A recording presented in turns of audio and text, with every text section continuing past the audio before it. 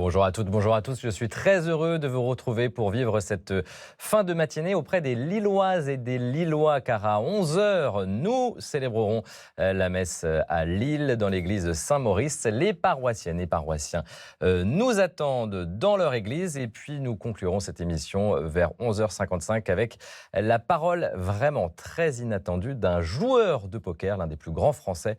Il nous parlera de vérité. Laurent Delaby, bonjour. Bonjour.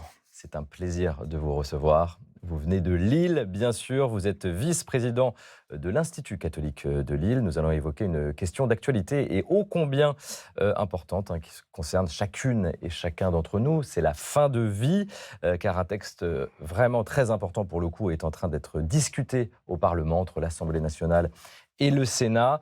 Il pourrait prochainement autoriser l'aide à mourir. Voilà une question qui vous concerne directement à Lille. Vous dirigez le pôle social et santé de cet institut catholique.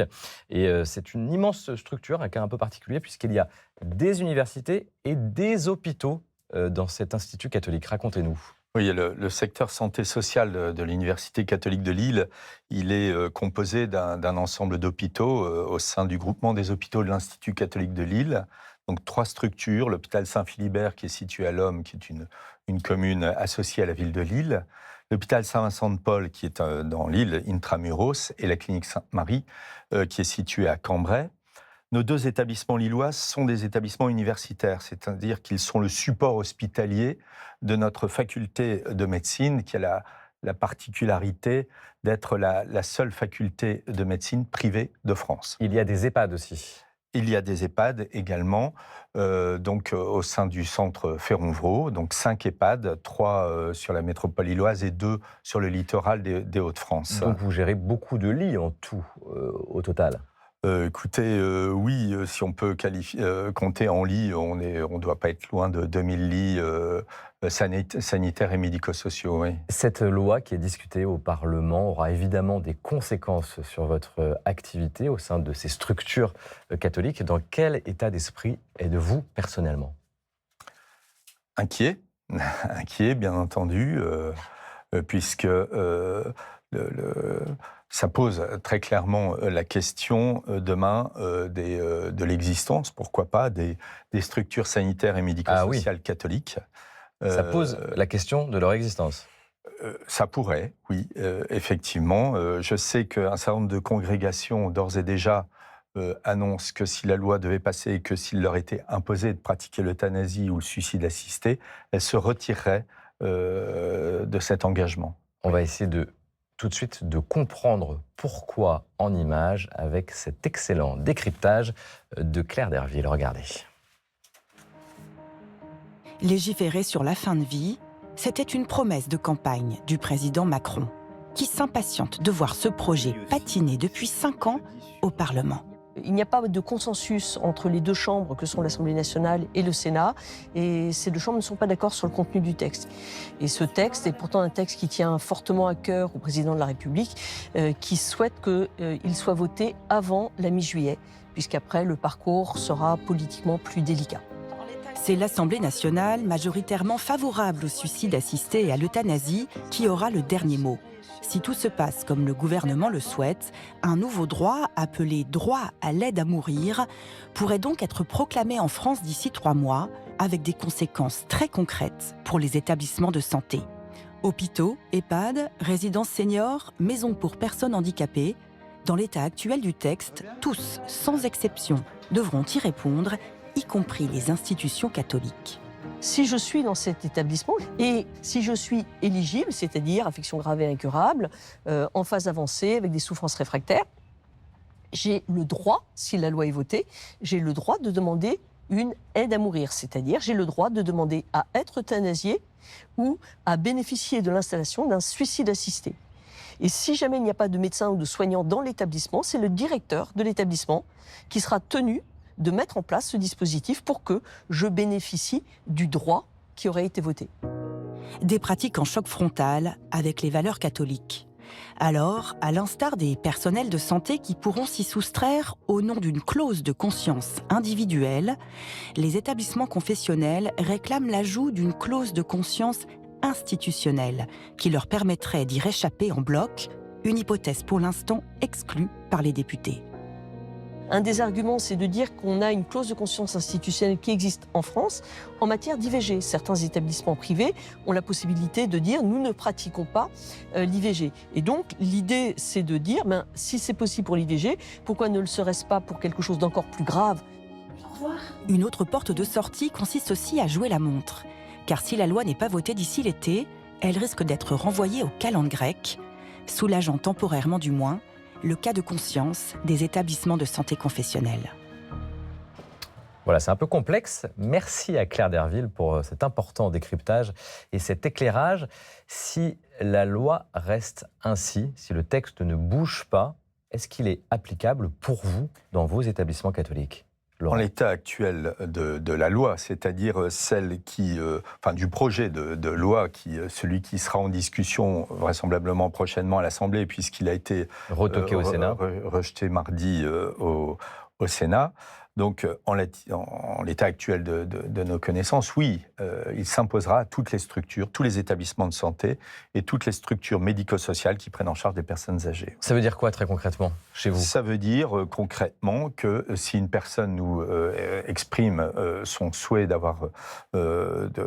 bénéficier de l'euthanasie ou du suicide assisté, eh bien, nous serons obligés de mettre en œuvre cette activité au sein de nos établissements. Donc, il s'agit d'identifier les équipes qui seraient prêtes à participer à cette activité. Et si jamais il n'y en avait pas au sein de l'établissement... Parce qu'il peut y avoir des médecins, des personnels soignants qui ne veulent pas le pratiquer. Oui, il existe aujourd'hui, c'est prévu dans la loi, une clause de conscience individuelle qui permet de dire non. Aux médecins et aux personnels soignants qui leur permettent de dire non. Nous, on ne fait pas, c'est contraire à notre... Donc si dans votre hôpital, il n'y a pas de personnel qui veut pratiquer cet acte... Et il appartient à ce moment-là au directeur de l'établissement de faire appel à une équipe extérieure pour venir pratiquer l'acte en nos murs. Oui. Quelle question éthique et morale ça vous pose ? Le directeur, c'est le représentant de l'institution. Donc c'est lui qui est amené à devoir organiser cette activité, même si elle est contraire aux valeurs qui guident l'établissement. Donc de ce point de vue-là, il participe à la mise en œuvre de cette activité. Et donc ça peut heurter effectivement un certain nombre de consciences et l'identité même de l'établissement. Ça va à l'encontre de l'identité catholique de l'établissement. Mais clairement, puisque je vais vous prendre un exemple. Un patient qui arrive à Saint-Vincent-de-Paul, il rentre dans le hall, il y a une citation sur le mur du hall, une citation de Saint-Antoine de Padoue. La parole est vivante lorsque ce sont les actes qui parlent. Cette citation, elle dit notre intention profonde. C'est par nos actes faire vivre la parole du Christ, faire vivre l'Évangile. Et on nous demanderait, quelque part, d'aller à l'encontre de cette intention, de ce qui fonde notre identité. Et donc, c'est très grave. Ça nous emmène vraiment très loin dans ce que nous ne voulons pas faire, dans ce que nous ne pouvons pas faire. Alors, une solution pour peut-être éviter ce grand questionnement éthique pour vous, en tout cas dans ces établissements catholiques, dans les EHPAD, dans les hôpitaux, c'est cette clause de conscience qui existe donc pour... le personnel soignant qui peut dire non, mais qui n'existe pas, si je comprends bien, pour le collectif, pour l'établissement. Au niveau institutionnel. L'établissement ne peut pas dire non, on ne pratique pas ce type d'acte. Très clairement. Donc, effectivement, ce que nous réclamons, c'est qu'un amendement puisse, si la loi devait passer, qu'un amendement soit voté à cette occasion, qui, effectivement, permettrait aux établissements qui ne souhaitent pas mettre en œuvre l'euthanasie ou le suicide assisté, de pouvoir dire non, c'est contraire à notre projet d'établissement, c'est contraire à notre projet médical, c'est contraire à notre projet soignant, voire pourquoi pas spirituel, et donc nous ne souhaitons pas faire. Et on réclame une forme de pluralisme, ça ne veut pas dire qu'on empêche l'accès et qu'on nous abandonnerions le patient, c'est-à-dire réorienter le patient vers un établissement ou une équipe à proximité qui puisse le faire. Eux, seraient ça changerait tout pour vous. Ah ben, clairement. Ça nous permettrait de continuer notre mission et de le faire d'une manière cohérente avec ce qui fonde notre action. Oui, oui, tout à fait. Le Vatican a publié un texte il y a quelque temps sur les soins des personnes en fin de vie, sur fond évidemment d'actualité, de libéralisation de l'euthanasie ou de cette aide à mourir en Occident en général. Et il explique très clairement que les hôpitaux catholiques ne peuvent pas pratiquer cette euthanasie. Regardez, les établissements de santé doivent surmonter les fortes pressions économiques qui les amènent parfois à accepter la pratique de l'euthanasie. Les fortes pressions économiques, ça aussi c'est une question ? Non. En tout cas, pas nous concernant. Pas ici. Concernant nous, non. À Lille, vous ne vous sentez pas concerné par ça ? On a des pressions économiques, mais ceci étant, c'est pas pour autant qu'on accepterait une activité qui, de toute façon, restera à la marge par rapport à tout ce que l'on fait par ailleurs. Faut le rappeler, c'est intéressant. Oui. Même si on le voit dans les pays qui ont légiféré autour de l'euthanasie, il y a une montée en puissance régulière des recours à l'euthanasie et au suicide assisté, mais globalement, ça reste clairement à la marge par rapport à tout ce que nous pouvons faire par ailleurs. On participe à une mission de service public, on prend largement notre part à ce service public. Un exemple, les urgences, on assure un quart des urgences de la métropole lilloise, autant que le CHU qui est juste à côté de chez nous et qui est pourtant 5 fois plus important. Et on l'assume. Ça n'est pas un sujet. On prend en charge les personnes, quelles que soient leurs conditions de ressources, et on l'assume. Donc, c'est votre mission. C'est pas parce que demain on aurait des difficultés économiques qu'on déciderait de développer cette activité. Et l'Église et le Vatican, que dirait-il si vous acceptiez cette euthanasie ? Vous avez eu des retours déjà Non, je pense que la conférence des évêques, je ne vais pas me prononcer en leur nom, mais je pense qu'ils attendent de voir comment les choses vont évoluer pour se prononcer. Mais il est évident que c'est un questionnement pour nous. Je vous propose maintenant de retrouver le prédicateur du jour, comme on le fait chaque dimanche avant la messe. Tout à l'heure, c'est quelqu'un que vous connaissez, un prêtre lillois, le père Benoît de Sinetti, qui prononcera l'homélie. Voilà ce qu'il a à nous dire ce matin sur cette question de fin de vie. Regardez. Il y a une chose de certaine, c'est qu'on va tous mourir. Puis une autre question qui se pose en corollaire, c'est comment on fait pour prendre soin de chacun jusqu'au bout. Il y a 2 souvenirs que je porte en moi. Le premier, c'est ma grand-mère, à la fin de sa vie, femme très âgée. Elle ne pouvait plus communiquer, vraiment, plus de paroles. C'était des caresses, des baisers, des sourires, comme avec un petit enfant. Voilà. Le même geste au début et à la toute fin de la vie. Puis, deuxième souvenir, c'est une paroissienne, elle aussi très âgée, qui baissait depuis plusieurs semaines. J'arrive pour la voir, elle me dit... Je vous attendais pour pouvoir dire un psaume avec vous. On l'a dit, et puis à la fin, je dis, Josette, vous pouvez partir, le Seigneur vous attend. Et elle s'est endormie. En fait, si vous voulez, c'est comment prendre soin des gens, du début à la fin de leur vie, jusqu'au bout. Leur permettre de vivre ce qu'ils ont à vivre, et de le vivre dans les meilleures conditions possibles, médicalement, psychologiquement, humainement. C'est ça qui fait la dignité d'une société.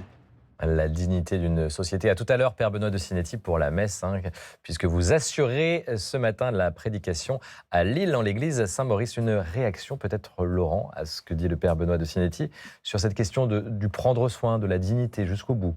Clairement, moi, il y a quelque chose qui m'interpelle vraiment très fortement dans ce projet de loi, c'est de faire porter cette activité par des soignants. Je pense que c'est fondamentalement opposé à l'essence même des soins. Le médecin, lorsqu'il va passer sa thèse, va prêter serment, le serment d'Hippocrate. Hippocrate, ce médecin grec du 5e siècle avant Jésus-Christ, qui, par ses écrits, est considéré comme le père fondateur de la déontologie et de l'éthique de la médecine occidentale. Et il le dit clairement, ne provoquez jamais la mort. Il positionne véritablement le médecin comme gardien de la vie.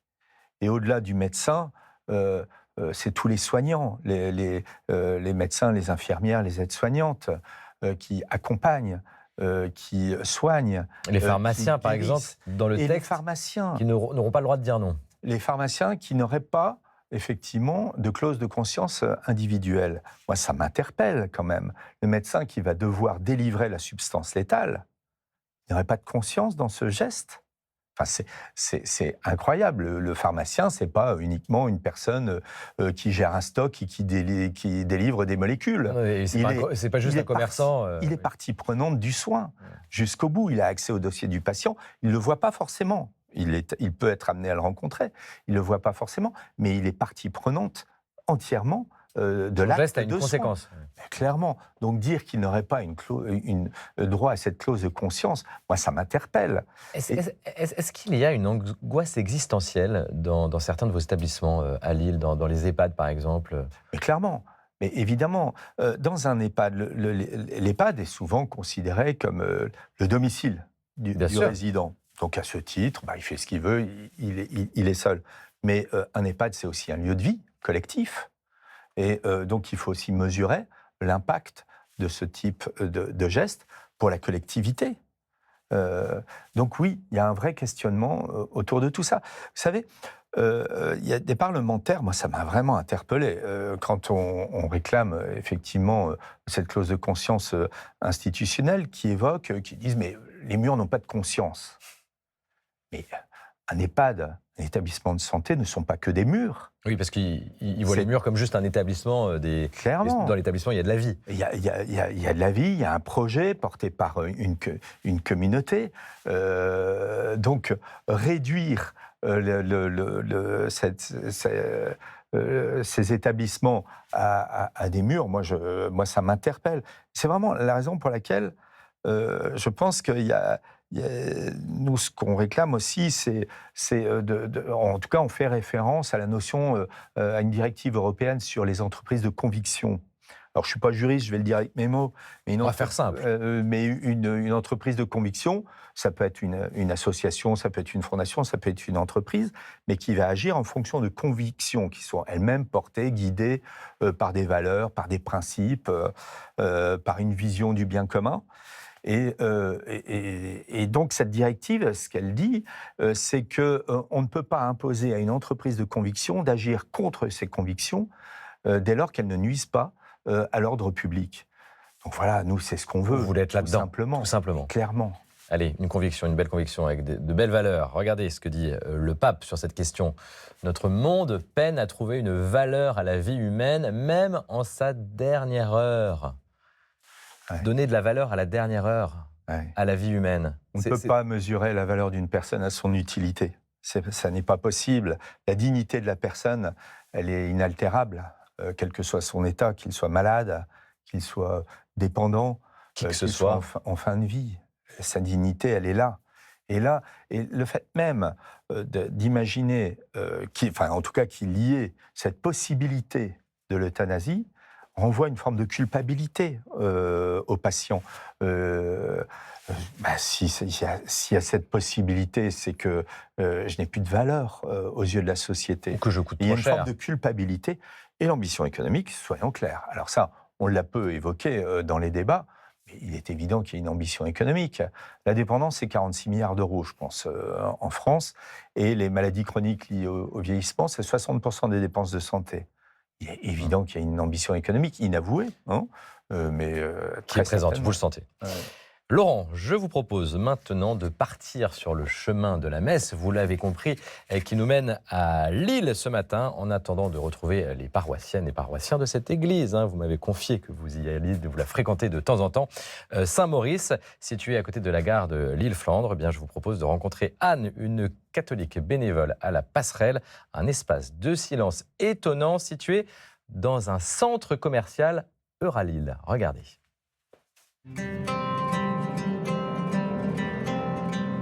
Je m'appelle Anne Muller, je suis infirmière, psychopraticienne. Je viens une fois par semaine à la Passerelle, dont je suis bénévole. Alors la Passerelle, c'est un lieu un peu particulier. Il se situe dans un grand centre commercial en plein milieu de Lille. Ça existe depuis 30 ans.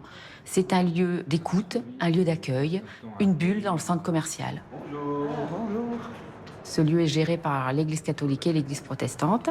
Il est constitué de plusieurs salles, dont une salle de prière qui est ouverte à toutes les confessions. Musulmans, juifs, athées.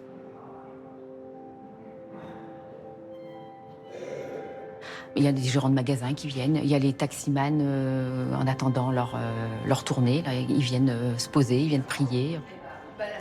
Des gens qui, quelquefois, n'ont pas d'espace pour parler de leur maladie ou la maladie d'un être cher. En demandant comment ça va, les gens déballent le paquet, quoi. Ouais, ouais. Ce lieu qui est un peu comme un tiers-lieu, qui est un peu... c'est un peu bizarre, cette bulle dans un centre commercial où c'est le brouhaha, c'est la consommation, c'est l'argent, etc. Ici, c'est un lieu où on écoute, c'est un lieu de silence. Et puis c'est gratuit, il n'y a pas ces notions-là. C'est décalé. Je trouve ça vraiment pertinent et cohérent, justement. Les gens viennent faire leurs occupations, acheter, mais en même temps, il y a un besoin aussi de prier. Il y a des gens qui travaillent ici, qui ont ce besoin-là. C'est formidable comme endroit. Merci à vous. Merci à vous. Bonne soirée. Au revoir. Je trouve que les rencontres que l'on fait nous emmènent à la rencontre de nous-mêmes. Et moi, je trouve ça fabuleux. Aujourd'hui, on est dans une société de plus en plus clivée, camper chacun sur ses positions ou à vouloir convaincre l'autre. Je crois qu'aujourd'hui, la passerelle, c'est un des rares lieux où on peut encore se confronter à l'altérité, quoi. Rencontrer l'autre dans toute sa différence par rapport à nous. C'est pas la même religion, on n'est peut-être pas habillés pareil, on n'a pas la même mode. C'est des jeunes, c'est des plus âgés, voilà. Et ça, quand il y a rencontre, je trouve ça super. Ah, merci pour ce beau témoignage. Lillois, c'est un lieu que vous connaissez, l'avez-vous dit pendant la diffusion du reportage? Je ne connais pas directement, mais il se trouve que mon père, qui est décédé depuis plus de 20 ans, a été bénévole et qu'il faisait de l'écoute dans cet endroit Qu'est-ce qu'il aimait, vous vous souvenez, dans cette activité bénévole? L'altérité, c'est évident, ça a été évoqué. Vous savez, pour refaire le lien avec l'euthanasie, dans les pays qui ont étendu le champ d'application de l'euthanasie, et notamment lorsque la fin de vie n'est pas... Même si dans la loi française, dans le texte, il n'y a pas mot euthanasie. Oui, c'est pareil. Voilà. Je crois qu'il faut dire les choses, soyons clairs. Mais dans ces pays-là, les personnes qui demandent l'euthanasie et qui n'ont pas forcément une fin de vie pour laquelle on est capable d'estimer, que l'on soit capable d'estimer raisonnablement, il est souvent fait référence à une souffrance liée à la solitude. Donc on n'est pas dans la souffrance physique, vous voyez. Et donc l'accompagnement, la rencontre, ça change tout. Mais évidemment, on le voit dans un centre commercial, par exemple. Évidemment. Donc même dans ce temps de la consommation, on peut trouver cette aide, cette écoute-là, ça change tout. La dignité, elle passe par même en fin de vie, elle passe par cette fraternité. Mais clairement, c'est ce que pratiquent nos équipes au sein des soins palliatifs. Cette vision globale de la personne dans toutes ses dimensions psychiques, physiques, sociales, spirituelles. C'est cette prise en charge globale qui, avant même de traiter la souffrance, j'ai envie de dire, ou en tout cas d'aborder cette question de la souffrance dans cette globalité. Et c'est ce que font effectivement très remarquablement nos équipes, mais globalement toutes les équipes qui œuvrent dans les soins palliatifs. Et je pense qu'il y a un vrai enjeu à développer les soins palliatifs. Alors ça, en France. Ça, c'est une bonne nouvelle. Il y a un consensus autour de ça politique, en tout cas aujourd'hui, sur le développement des soins palliatifs. Et vous voyez bien que sur cette question des soins palliatifs, initialement, le gouvernement avait prévu un seul texte. Puis on a séparé les deux textes, un pour les soins palliatifs et un pour l'euthanasie. Ce qui prouve bien qu'on n'est pas sur le même registre. Oui. On est sur des approches totalement différentes. Et donc ça, il faut le respecter. Et je pense que le vrai enjeu, c'est de développer l'offre de soins palliatifs en France. 50% des besoins ne sont pas couverts en France. Il y a 20 à 25% des départements, je pense, qui n'ont même pas d'unité de soins palliatifs sur leur territoire. Et donc développer cette offre de soins palliatifs et puis surtout aussi développer la culture de soins palliatifs dans les établissements sanitaires et médico-sociaux. Parce que tout le monde n'a pas forcément besoin de rentrer dans une unité de soins palliatifs. Il y a développer cette culture. Ouais. Je vous rappelle que nous sommes toujours sur le chemin de la Messe qui nous mène à Lille, dans le centre-ville, le centre historique de cette belle ville du Nord que nous allons redécouvrir culturellement avec Constance de Bonaventure. Bonjour, chère Constance. Bonjour David. Bonjour. Monsieur. Comment allez-vous? Très bien, merci. Nous partons donc ce matin faire une balade dans le cœur historique de Lille et on commence par la culture et il y a de quoi faire. Oui, alors vous allez voir, je vous emmène dans dans un lieu que pour ma part j'ai découvert, qui est magnifique. C'est le musée de l'Hospice Comtesse. En fait, c'est un ancien asile hospitalier qui a avec ce beau soleil. C'est magnifique. C'est un ancien asile hospitalier qui a été fondé par Jeanne de Flandre au XIIIe siècle. À l'époque, il y avait beaucoup de lieux comme ça qui avaient pour vocation d'accueillir les pèlerins, les malades, les pauvres, etc. Après la Révolution, ce lieu est devenu un hospice pour les vieillards et puis il a été transformé en musée d'art à partir de 1962. Alors aujourd'hui, on peut visiter encore l'ancienne chapelle, on peut visiter les cuisines que vous voyez ici ou encore les appartements de la prieure. Alors, c'est aussi un lieu qui accueille très régulièrement des expositions. Et en ce moment, il y en a une qui est absolument magnifique, qui s'appelle Trésor de laine et de soie. Ce sont en fait les tapisseries de Guillaume Vernier et de sa femme Catherine Guise, qui étaient des grands manufacturiers de tapisseries lillois au XVIIIe. Et donc, ce sont des tapisseries absolument monumentales. Vous allez en voir, voilà, regardez celle-ci par exemple. Alors, il faut se rappeler que ça demandait des mois et des mois de travail pour fabriquer ce genre de tapisserie. Elle représente très souvent des scènes champêtres. C'est très beau, vraiment. Alors, à voir en vrai, c'est encore plus beau, évidemment. Des scènes champêtres. Vous êtes chanceuse, vous les avez vues en vrai. Exactement. Il y a beaucoup de scènes bibliques aussi qui sont représentées. Et puis, c'était aussi souvent des portraits de notables. Alors, il faut savoir que c'était des tapisseries. On se demande qui avait ça. Évidemment, c'était les grands bourgeois, les aristocrates. Pas les pauvres. Non. Mais aussi beaucoup de communautés religieuses qui, en fait, en avaient pas mal dans leur couvent et qu'on a retrouvé un petit peu plus tard. Alors, en tout cas, c'est une exposition majestueuse. Je vous la conseille et elle est à voir jusqu'au 11 octobre prochain. L'hospice, vous connaissez le lieu, j'imagine? Oui, bien sûr. Oui. Hospice, hospitalité, c'est un beau mot. Oui, clairement. De toute façon, c'est l'origine même de nos activités. Même si nous, il y a un cadre particulier, puisqu'il y a cette association avec l'université. Mais on accueille l'autre. Mais très clairement, notre première mission, c'est de la prise en soin des personnes malades et des pauvres. On continue notre balade dans le vieux Lille, et puis avec du patrimoine religieux aussi. Oui, alors c'est vrai que je ne pouvais pas aller à Lille sans m'arrêter et sans visiter la cathédrale Notre-Dame de la Treille. Elle est au cœur du vieux Lille. Elle a été construite entre 1856 et 1999, d'où cette façade très contemporaine. À l'intérieur, ça donne ça. Regardez, beaucoup de lumière qui vient de cette rosace. Et alors, moi, ce qui m'a intéressée aussi, c'est l'extérieur. Regardez, qu'est-ce que c'est que ça, à votre avis, David? Je ne sais pas si vous connaissez. C'est une tour, je ne sais pas. Mais en fait, c'est le clocher de l'église. D'accord. C'est un campanile, le campanile Saint-Nicolas. Il fait 35 mètres, il abrite 6 cloches. Et en fait, il avait été construit en 1874. À l'époque, il était provisoire. Et puis finalement, il est toujours là. Et on pensait rajouter des clochers à la cathédrale. Et finalement, ce clocher est toujours à côté. Magnifique. On se rapproche du lieu de la messe avec une autre église. Oui, alors vous voyez, on est encore dans le centre de Lille, puisque là, c'est la Grand Place. C'est la Grand Place, voilà. Et l'église Saint-Étienne que je vous emmène visiter, elle est vraiment juste dans une petite rue derrière. C'est une église jésuite du XVIIe. On connaît bien cette belle façade. Style. Il y a un intérieur qui est vaste, qui est sobre. Et elle abrite notamment cette statue que je trouve magnifique. C'est une statue romane, Notre-Dame d'Annay, du XIIe, XIIIe siècle, qui a été sauvée à la Révolution et gardée ensuite jusqu'en 1891, où elle a été redonnée à l'église Saint-Étienne, à condition qu'elle soit visible par le public. Quelle richesse patrimoniale à Lille. Vous avez de la chance, Laurent. Peut-être un petit tour du côté de l'église Saint-Maurice. On sera tout à l'heure pour la célébration en direct. Alors, l'église Saint-Maurice, même paroisse que Saint-Étienne qu'on vient de découvrir. C'est à 2 pas de la gare de Lille-Flandre. Moi, j'avoue que j'ai eu un coup de cœur pour cette église. Elle est très belle. C'est une grande église halle, très flamboyante, avec des petites chapelles latérales. Voilà, ça fait une architecture assez impressionnante. Allez, votre coup de cœur culturel, cette fois-ci, c'est pas un livre, mais un spectacle lillois. Oui, un spectacle qui passe à côté de Lille. Ça s'appelle le cirque musical. Alors, ce sont des passionnés du spectacle vivant, bénévoles pour la plupart, qui sillonnent en ce moment la France avec un nouveau spectacle qui s'appelle... Oui, c'est très beau, c'est très joyeux. Ça s'appelle la Symphonie des Nuées. C'est une rencontre entre 2 peuples, les frangeurs et les tisseurs. Alors, qu'est-ce qu'il y a dans ce spectacle? Du chant, de la poésie, du théâtre, de la danse. On parle de voyage, on parle de l'accueil de l'autre et des relations intergénérationnelles. C'est vraiment un spectacle qui est pour tous les âges, qui se produit du 18 au 24 mai à Steinweg, à côté de Lille. Puis, ils passeront à Versailles, Paimpol, Montluçon et bien d'autres lieux encore à découvrir. Renseignez-vous. C'est vraiment un beau spectacle que je vous conseille. Merci Constance.